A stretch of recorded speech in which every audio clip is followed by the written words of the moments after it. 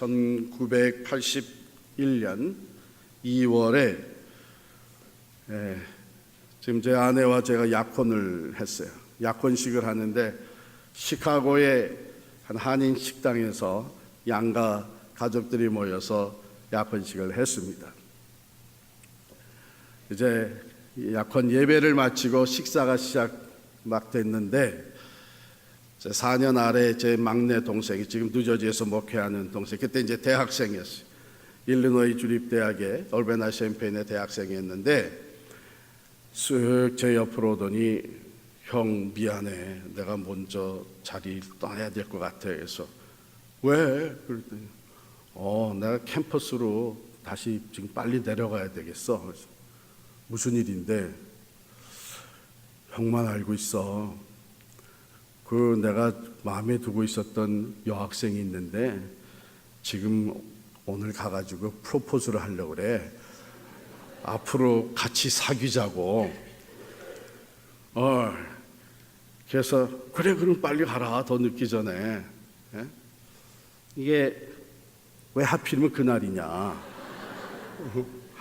근데 제가 다 이해를 하죠. 그날이 밸런타인스 데이였어요. 밸런타인스 데이 때 이 날을 꼭 해야 되겠다고 마음을 먹었던 것 같아요. 그러더니 나가가지고 벌써 이 해가 기울기 시작을 하는데 시카고에서부터 얼베나 샴페인까지 3시간을 달려간 거예요.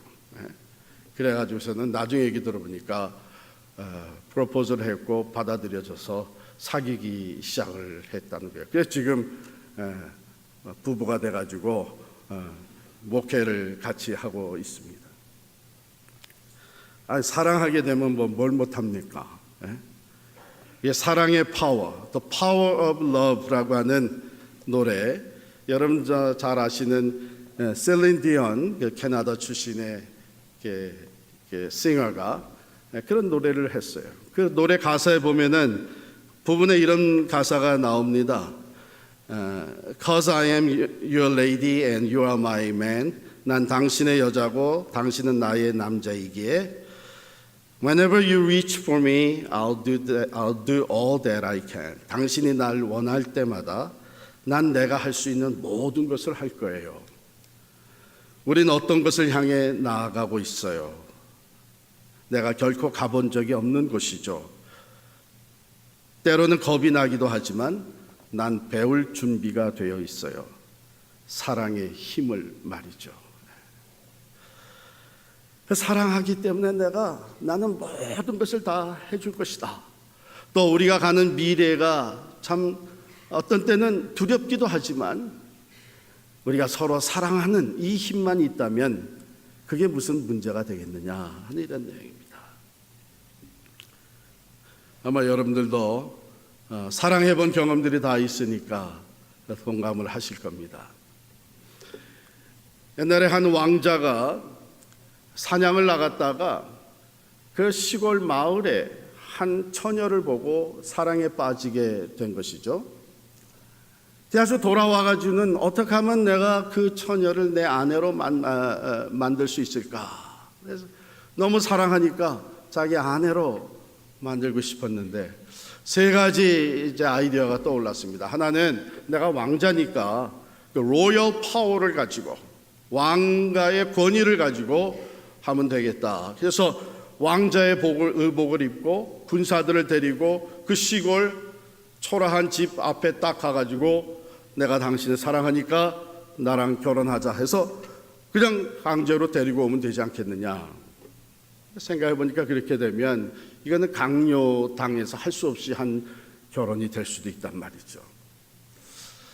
그래서 2번째 생각은 그렇다면 아예 그 처녀를 데려다가 아가씨를 데려서 이 왕궁을 보여주고 이 궁궐의 그 영화로움 이것을 보여주게 되면 쏙 빠져가지고 내가 하자는 대로 해주지 않겠느냐 그리고 생각을 해보니까 그렇게 되면 내가 좋아서 결혼하는 게 아니라 이 부귀 영화에 빠져가지고 결혼하게 될 수도 있는데 그렇다면 그게 무슨 의미가 있느냐. 그래서 3번째 생각하고 3번째 아이디어를 실천에 옮겼다는 얘기죠. 자기 자신이 궁궐을 떠난 거예요. 평민의 옷을 입고 그 처녀가 있는 마을로 들어가서 거기서 같이 농사를 지면서 서로 친밀한 관계를 만들어 나가고 그 사랑이 서로 확인이 돼서 부부가 돼야 되겠다 했다는 것이죠. 그러니까 그 사랑에 빠지니까 그 궁궐에 주어진 모든 부귀영화 그 권력도 다 내려놓고 한 평민의 자리로 내려갔다는 겁니다. 예수님께서 우리를 찾아오신 것과 마찬가지죠. 우리를 사랑하시기 때문에 그분은 본래 하나님과 동등하신 분, 하늘의 모든 영광과 권세, 영원토록 누리시는 그분이신데 그 보좌를 떠나서 인간이 되시고 우리와 같은 인간의 삶을 살아가시되 섬김의 삶, 고난의 삶을 살아가십니다. 그런데 우리와 온전히 연합되기를 원하셔서 그는 십자가에서 자기의 생명을 쏟아 바쳐 주셨습니다. 우리의 모든 죄과를 치러주시고 그 십자가의 사랑 안에 우리가 예수님과 하나가 될 수 있는 구원의 길을 열어주신 것이죠. 사도 바울은 바로 이 내용을 로마서 5장 7절 8절에 이렇게 적어 내려갑니다. 의인을 위해 죽는 자가 쉽지 않고 선인을 위하여 용감히 죽는 자가 혹 있거니와 우리가 아직 죄인 되었을 때에 그리스도께서 우리를 위하여 죽으심으로 하나님께서 우리에 대한 자기의 사랑을 확증하셨느니라. 할렐루야. 하나님의 사랑, 예수 그리스도의 십자가의 사건을 통해 나타난 하나님의 그 놀랍고 완전하신 사랑, 사도 바울은 그 사랑을 경험한 사람입니다. 그리고 사도 바울은 그 사랑에 잠긴 사람이 되었습니다. 바울은 그것을 오늘 이렇게 표현을 해요. 그리스도의 사랑이 우리를 강권하시는도다. 강권한다. 그냥 그대로 풀면 되겠죠? 강하게 강제로 권한다. 본래 뜻을 보면 끄는도다 하는 뜻이 있어요. 그러니까 성경 주석가 바클리가 번역한 내용을 보게 되면 그는 이 부분을 강권한다는 것을 어떻게 번역을 했냐면 control이라고 번역을 합니다. 그것이 원어에 아주 가까운 번역이 된 것이죠. 그래서 우리 성경의 새 번역 성경에서는 한국말로 뭐라고 번역했냐면 휘어잡는다 이렇게 했어요. 사랑이, 그리스도의 사랑이 내 안에서 나를 강권한다. 강제로 권한다. 나를 끌어간다. 나를 컨트롤, 휘어잡고 있다. 그렇기 때문에 나는 그 사랑의 힘에 이끌려서 살 수밖에 없다. 그런 고백입니다. 그래서 NIV 성경에서는 이 부분을 The love of Christ compels me라고 썼습니다. 나로 가만히 있지 못하게 나를 compel, 밀어낸다는 겁니다. 뭐를 위해서? 이 예수의 사랑을 전해야만 하겠다는 거예요. 이 예수의 복음을 내가 전해야만 해요. 이 십자가에 나타난 하나님의 사랑과 구원의 복음을 내가 전하지 아니하고는 가만히 있을 수 없는. 왜? Because His love compels me. 나를 끌어가는 거예요.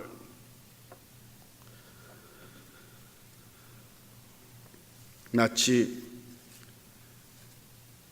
쇠붙이가 자석에게 끌려가듯이 사랑에 빠지게 되면 아무것도 안 보이고 그 사람만 보여서 그 사람에게 끌려가듯이 예수 그리스도의 십자가는, 하나님의 사랑이 완전히 표현된 그리스도의 십자가는 우리 인생들을 끌어당기는 힘이 있다는 것이죠.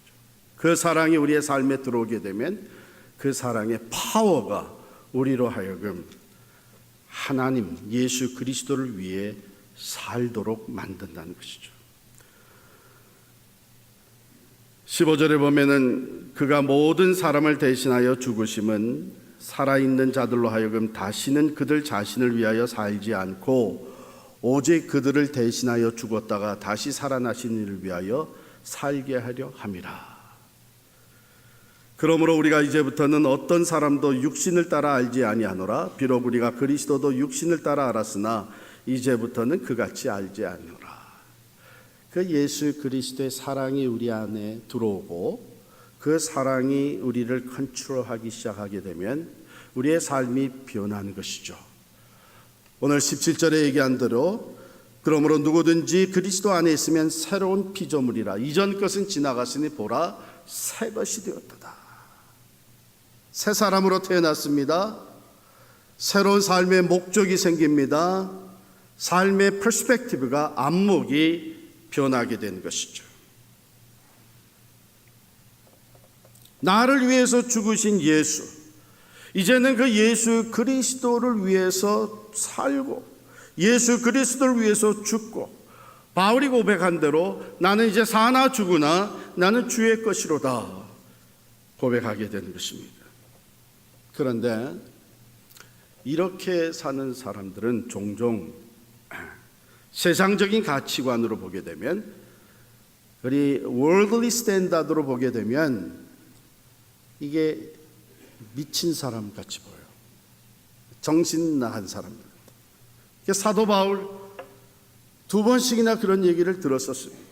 대표적인 것이 베스도 왕이라고 하는 사람이 바울에 대한 얘기를 듣고 내가 바울과 한번 만나서 대화해봤으면 좋겠다. 그래가지고 기회를 가졌어요. 그러니까 바울이 베스도 앞에서 무슨 얘기를 했겠어요? 나사렛 예수, 하나님의 아들 예수, 온 인류의 구세주가 되시는 예수, 이방인도 사랑하시고 구원하시는 그 예수, 예수의 십자가와 부활을 쭉 얘기하니까 베스도가 그 얘기를 듣고 뭐라 그랬나 하면, 바울아, 내가 미쳤구나.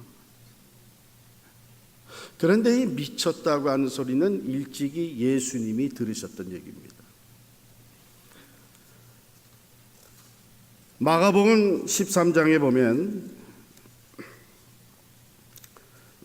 마가복음 3장에 보면 예수의 친족들이 예수님이 행하시고 계시는 일들, 예수님이 가르치고 있는 말씀들에 대한 얘기를 듣고 그를 붙들러 나오니 이는 그가 미쳤다 함이로라. 그랬어요.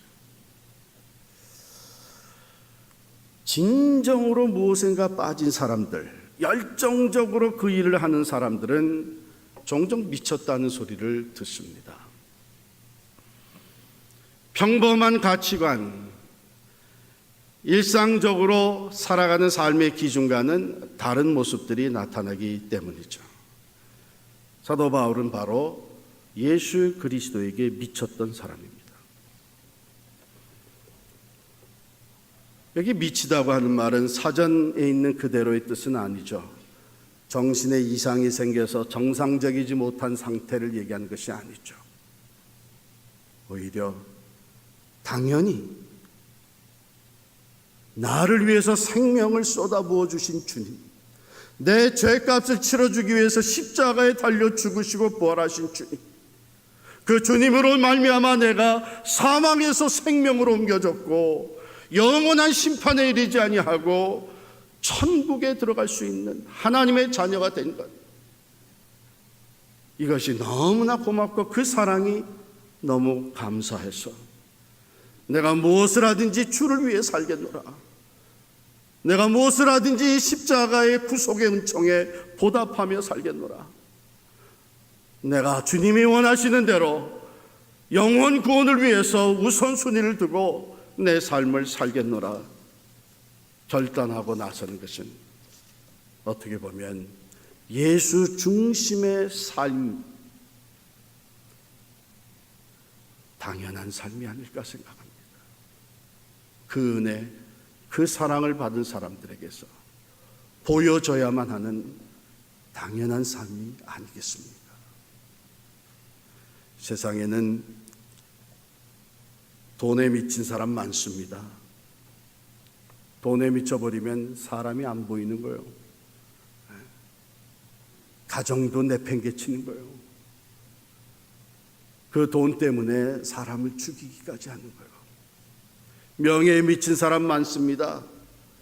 명예에 미쳐버리게 되니까 자기가 올라가고 자기가 권력을 잡고 자기가 인정을 받기 위해서 평상시에 친했던 친구도 다 끌어내리는 거예요. 짓밟아버리는 거예요. 쾌락에 미친 사람, 요즘에는 또 스마트폰에 미친 사람 참 많습니다. 예수에 미친다는 것은 이 세상에 썩어질 것에 미치는 것이 아니라 영원한 생명이요, 영원한 소망이요, 영원한 가치가 있는 예수 그리스도의 사람이 되는 것을 의미합니다. 사랑하는 성도 여러분, 저와 여러분이 예수쟁이가 될 수 있기를 축원합니다. 예수에 미친 사람이 될 수 있기를 축원합니다. 예수에 미친 사람들로 인해서 세상은 변화되어 왔고 오늘도 변화될 수 있는 줄을 믿습니다.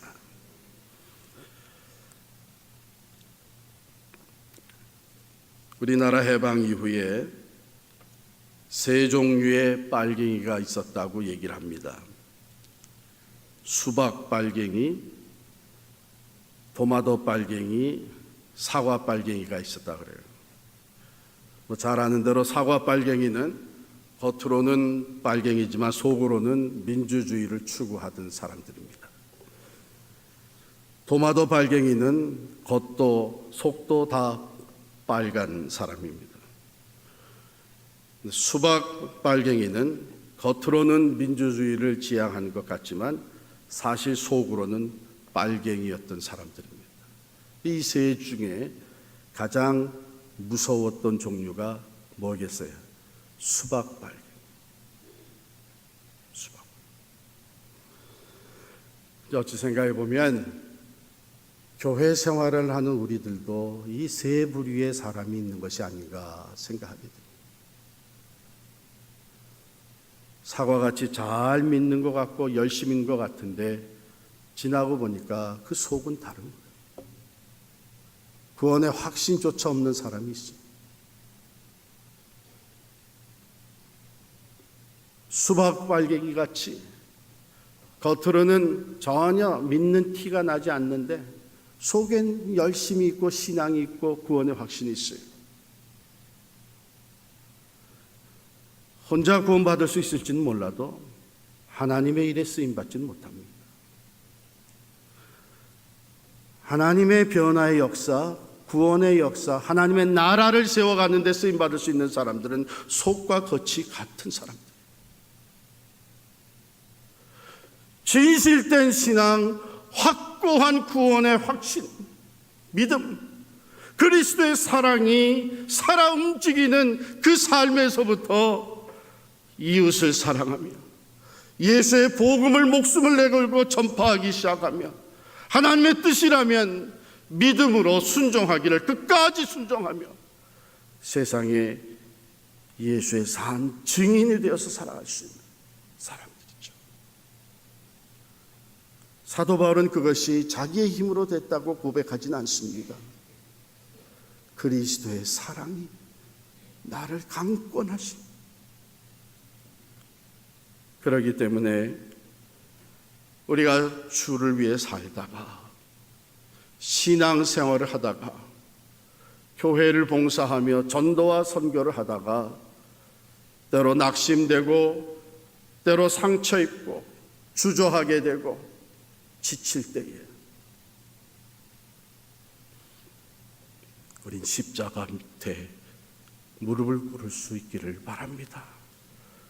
그리스도의 사랑으로 다시 채워줘야 합니다. 내가 어디서부터 시작하게 되었었는지 그 첫사랑을 회복하는, 나를 위해서 십자가에 고난당하시고 죽으신 예수 그리스도의 그 한량없는 사랑, 그 사랑이 우리의 삶 속에서 살아 움직일 때에 우리는 다시 고난도 역경도 상처도 오해와 비난도 극복하고 일어나서 예수의 사람으로 살아가게 되는 줄을 믿습니다. 우리가 잘 아는 온도우드 선교사님은 경기도 안산읍 발활장터라고 하는 데서 전도를 하다가 얼굴을 못 알아볼 수 없을 정도로 그냥 퉁퉁 부어버린 한 젊은이를 보고 3일을 금식하기를 시작을 했습니다. 그 한 청년을 위해서 금식하며 복음을 전한 결과 온 가족이 그와 더불어 구원을 받게 됐다는 기록이 있습니다. 대구 계명대학교를 세웠던 아담스 선교사님은 한국에 나가 선교하다가 보낸 편지에 이런 기록이 적혀 있습니다. 나는 올해 단 하루도 쉬지 못했다. 최근 나는 하루에 한 교회를 세우고 있다. 선교사 중에 한국어를 유난히 잘했다고 하는 정킨 선교사님은 추운 겨울에도 자신의 몸을 돌보지 아니하고 예수의 복음을 전하며 이 마을 저 마을 뛰어다니다가 급성폐렴에 걸려 소천하셨습니다. 클락 선교사님과 시릴로스 선교사님, 그 외 많은 선교사님들이 선교를 하다가 자녀들을 먼저 하나님께 보내드리는 뼈아픈 고통을 경험했습니다. 게일 선교사님은 아내의 죽음 앞에 슬퍼할 여유도 없이 급성장하는 한국 교회를 돌보아 목회하였습니다. 여러분, 오늘날에도 여러분들이 한국을 방문하면서 서울의 양화진에 있는 선교사 묘지에 가게 되면 이와 같이 예수에 미쳤던 사람들의 묘가 거기 놓여 있습니다.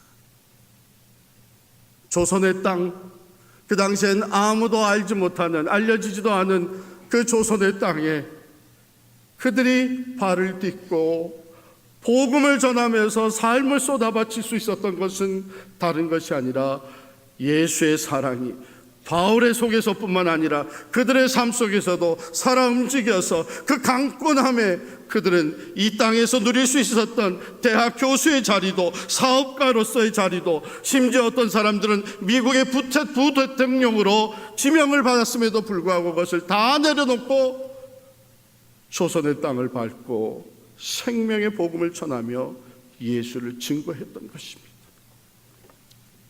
갈보리산 위에 십자가 섰으니 주가 고난을 당한 표라. 험한 십자가를 내가 사랑함은 주가 보혈을 흘림이라. 멸시천대 받은 주의 십자가에 나의 마음이 끌리도다.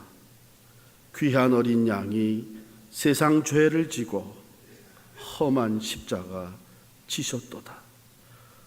험한 십자가에 주가 흘린 피를 믿는 마음으로 바라보니 나를 용서하고 내 죄 사하시려 주가 흘리신 보혈이라. 주님 예비하신 나의 본향 집에 나를 부르실 그날에는 영광 중에 계신 우리 주와 함께 내가 죽도록 충성하리. 최후 승리를 얻기까지, 최후 승리를 얻기까지 주의 십자가 사랑하리.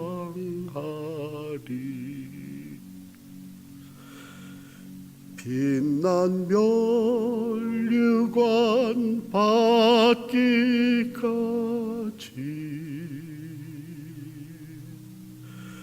험한 십자가 붙들리네. 최후 승리를 얻기까지 다 하죠. 최후 승리를 얻기까지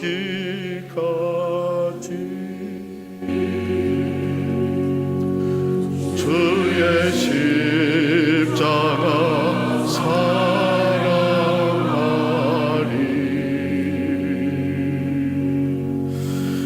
빛난 면류관 받기까지